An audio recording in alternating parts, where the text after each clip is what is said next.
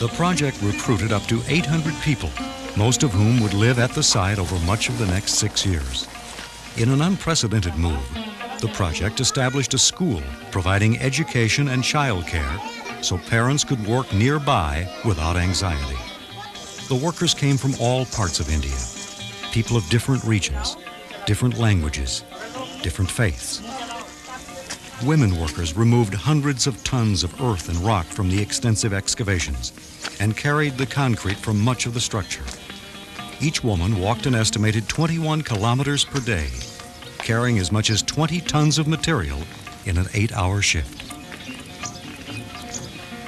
Once the basement and podium were constructed, the 9 massive supporting arches were completed.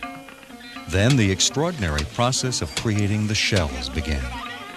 Construction of a shell structure of such size and complexity had never been attempted anywhere in the world, and many engineers considered it a practical impossibility. Architect, designers, and contractors' engineers conducted months of research and experimentation to find innovative approaches and develop workable new building techniques. Experimental models were built out of timber. Patterns were created for the formwork that would shape the cement pedals. New concreting techniques had to be developed. For aesthetic and structural reasons, Mr. Safa was determined to avoid construction joints in the shells. This required finding a way to pour the thin 13-centimeter shells up to 22 meters high in one continuous operation. This was more than 10 times the maximum height of pour recommended by the consultants. Pouring to such heights and compacting concrete in the narrow forms, which for some shells was no more than 7 centimeters wide and curved in 2 directions, posed the most formidable challenge.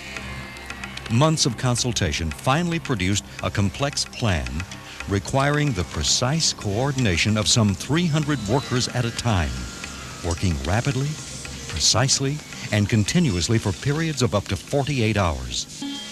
As concreting commenced, the outer formwork was put in position 1 row at a time. To compact the concrete, needle vibrators were threaded into pre-planned positions by workers standing on platforms 10 meters above the pouring level. Step by step, with the coordinated efforts of hundreds of hands, the delicate concrete pedals grew skyward. Meanwhile, teams of workers were systematically pouring over the steel frame, tightening any nuts worked loose by the constant vibration. This complex operation had to proceed flawlessly and without interruption through multiple shift changes.